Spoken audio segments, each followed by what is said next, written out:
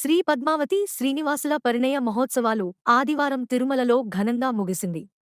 సాయంత్రం శ్రీవారి ఆలయం నుండి స్వామివారు గరుడవాహనంపై, దేవేర్లు పల్లకీపై ఊరేగింపుగా బయల్దేరి నారాయణగిరి ఉద్యానవనంలోని పద్మావతి పరిణయోత్సవ మండపానికి వేంచేపు చేశారు.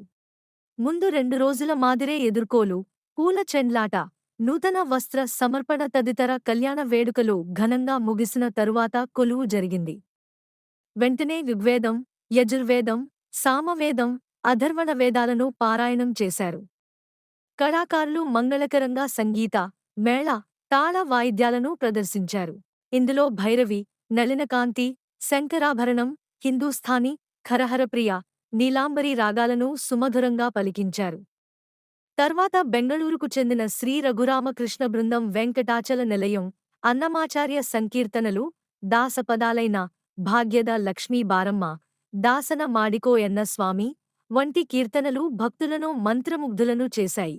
అనంతరం స్వామి దేవేరులతో కలిసి ఊరేగుతూ ఆలయ ప్రవేశం చేశారు. దీంతో 3 రోజుల పద్మావతి పరిణయోత్సవాలు ఘనంగా ముగిశాయి.